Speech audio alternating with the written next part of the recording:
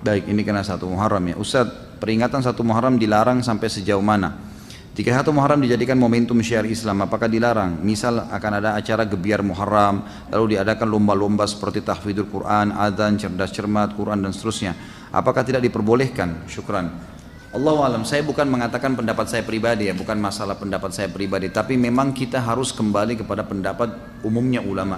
Ulama-ulama yang saya pernah belajar dari tangan mereka, mereka mengatakan tidak pernah ada dicontohkan oleh Nabi SAW, padahal Nabi adalah Nabi, utusan Allah SWT. Begitu pula dengan para sahabat merayakan tahun baru Islam, tidak pernah ada itu. Belum pernah mereka merayakan itu. Kalau kita mengemasnya, mengatakan ya karena alasan kaum muslimin adakan tahun baru Islam, kenapa? Karena orang Nasrani punya tahun baru Masehi kan? Makanya kita juga tarik-tarik, mencontohi kata Nabi SAW, man tasyabaha biqaumin fahuwa minhum. Siapa yang menyerupai satu kaum maka dia akan sama dengan mereka. Jadi kita karena merasa begitu, ada acara hari lahirnya Nabi Isa, kita juga buat acara lahirnya Nabi Muhammad SAW, ikut-ikuti mereka. Untuk apa? Untuk apa menambah-nambah nih? Kenapa kita harus merayakan 1 Muharram? Apa masalahnya? Apa urusannya gitu? Nggak ada hubungannya dengan syariat kita, gitu. Maaf, jangan tersinggung kalau saya membahasakan begini ya. Karena kita kan di Indonesia, setiap orang katanya punya hak untuk menyampaikan. Saya juga punya hak menyampaikan apa yang saya pelajari kan gitu. Sebagaimana ada orang yang sesat menyampaikan segala macam pendapat yang salah. Kita cuma meminta dalil saja. Kembali kepada kemurnian agama. Permasalahannya adalah belum pernah diriwayatkan Nabi SAW merayakan, kiai dan guru kita tidak pernah merayakan 1 Muharram dengan alasan apapun, lomba kuda kah, lomba manah kah, nggak pernah ada kan? Nggak pernah ada sama sekali. Maka tidak perlu diadakan. Karena kalau anda buka itu, nanti tahun depan arahkan lagi, nanti dari cerdas cermat pindah ke ini, pindah ke itu, nanti macam-macam terbumbu-bumbuhi lah. Ya kan? Terbumbu jadi macam-macam, jadi kemana-mana.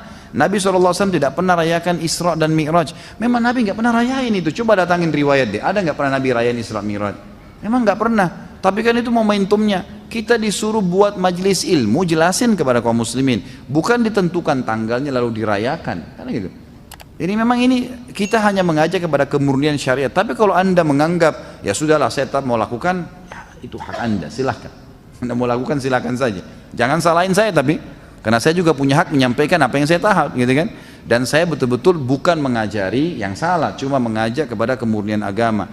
Karena itu kalau dibiarkan saudaraku, maka akan banyak embel-embelnya, banyak bunganya.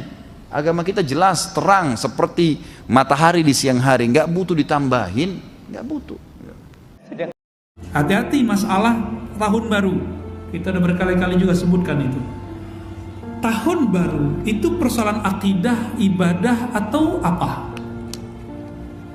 Ya jujur aja nih, ini antum tahu apa? Merayakan tahun baru itu masuk kemana?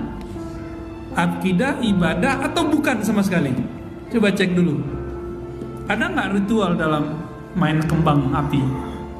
Nggak ada. Ada apa? Mubazir. Ada ritual apa lagi? Ada ibadah khusus nggak dalam? Ada akidah khusus nggak dalam tahun baru? Nggak ada.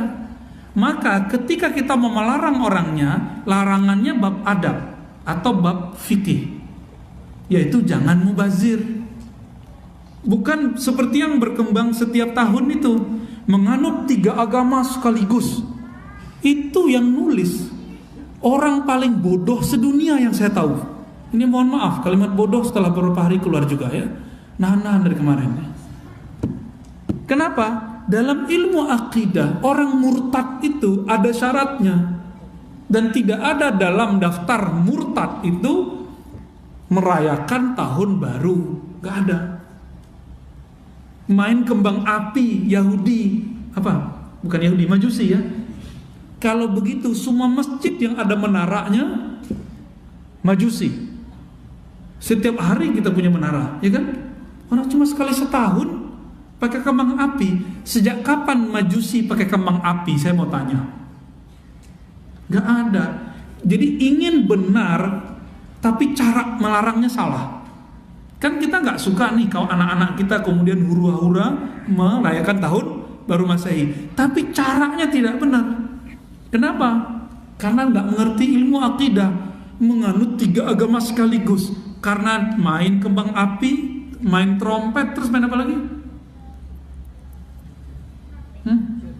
Ada 3. Topi. Ya, coba buka ajaran gereja manapun. Orang yang ikut tahun baru sah nggak dia masuk Kristen? Coba buka, kita buka sekarang. Kalau antum ketemu kita bayar 1 M saya bayar.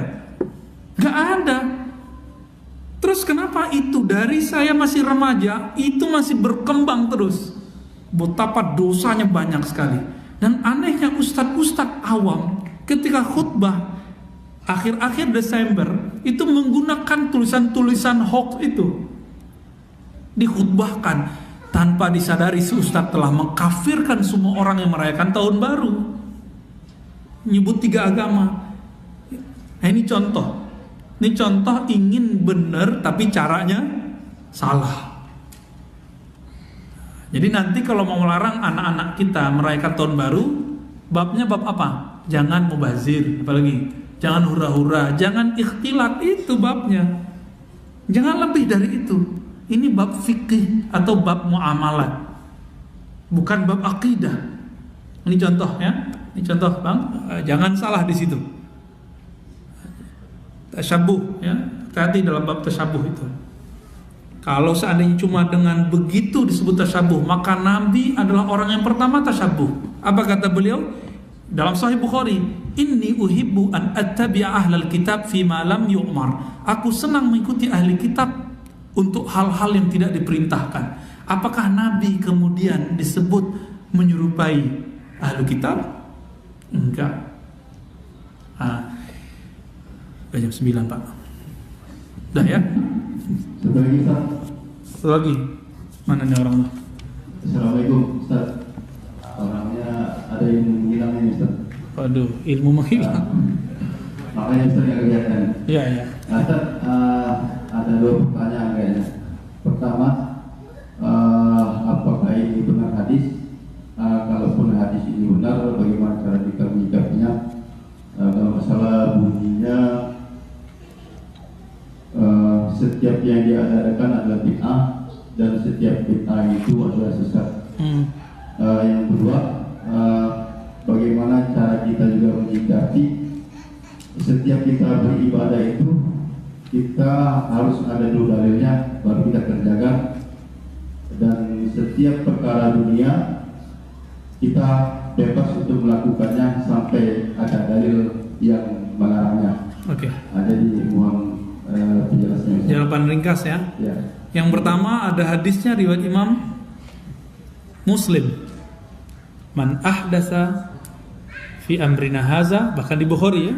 Man ahdasa fi amrina haza ma laysa minhu fawarat. Siapa yang buat perkara baru yang tidak ada dasarnya dalam agama kita, ini yang disebut dalil, tertolak. Di agama kita, bukan pemahaman kita. Bedakan loh. Beda ya. Nah, kawan-kawan itu mungkin pemahaman dia dianggap dalil. Nah, disinilah musibah terbesar muncul dalam umat Islam. Ketika pemahaman dia dianggap setara dengan dalil. Kalau nggak cocok dengan paham dia dianggap bid'ah. Itulah musibah pertama muncul. Ya. Yang kedua tadi tentang bid'ah boleh gimana? Apa tadi pertanyaannya? Oh ya dah, saya udah ingat, gak usah lagi diulang. Selama tidak ada dalilnya tidak diamalkan. Kan gitu dalam ibadah. Selama tidak ada dalil yang melarang boleh dilakukan dalam masalah muamalah. Itu bukan hadis tapi itu kaidah dalam ilmu qawaid fiqih. Qawaid fiqhiyah. Apa kalimatnya? Al aslu fil ibadat haramun atau muharramun. Pada dasarnya semua ibadah itu haram sampai ada dalil yang menyuruhnya. Dan sebaliknya, pada dasarnya semua muamalat itu boleh sampai ada dalil yang melarangnya. Gitu. Jadi itu bukan hadis Nabi, itu adalah perkataan ulama ahli fikih yang disepakati oleh sebagian ulama besar di mazhab yang 4. Ya. Ini ada permintaan untuk diumumkan hari apa ini? Hari Jumat 21 Februari, nah ini alhamdulillah ada Ustadz bersanad ini ya. Ngaji hadis itu harus kepada orang yang punya silsilah sanad hadis. Dan ini akan diisi oleh Ustadz Uzair Zulhendri Rais. Bentar lagi doktor insya Allah ya. Ilmunya sudah ilmu doktor sudah. Nah, silakan nanti dihadiri karena kajiannya kajian arba'in. Pemahaman yang dia dapat di Al-Azhar sana dia mau bagi di sini. Bapak nggak perlu ngaji dulu ke Azhar karena pasti pusing. Mereka ngomong bahasa Arab semua. Ya, Ustadz Uzair cukup ngomong bahasa sini. Ya, semoga kajian nanti Bapak ramaikan seperti diramaikan di waktu-waktu yang lain dan mendapat berkah satu hadis Nabi, nadharallahu ra'an sami'a maqalati. Allah akan beri cahaya siapa saja yang mau mendengarkan hadis-hadisku. Dari siapa? Dari orang yang bersanad. Karena nanti wajahnya bercahaya. Kalau orang suka-suka membid'ahkan nggak bersanad, wajahnya nggak bercahaya. Masuk masjid itu kayak ngeliat orang salah terus. Cahaya di situ artinya cahaya kelapangan dada, cahaya kebahagiaan, cahaya kesolehan. Semoga nanti punya waktu luang. Yang begini yang harus istiqomahi Pak. Kalau kajian saya ini kan sekali-kali datang. Kalau kajian Ustadz Zul ini beliau dekat sini ya, tinggal datang. Jadi mohon diteruskan kajian ini. Semoga nanti Bapak Ibu termasuk yang dapat syafaat mendengarkan hadis-hadis Nabi. Allahumma salli ala nabiyina Muhammad. Subhanakallahumma wa bihamdika asyhadu an la ilaha illa anta astaghfiruka wa atubu ilaik. Mohon maaf salah dan kurangnya. Semoga Allah tutup aib kita semua. Amin ya rabbal alamin.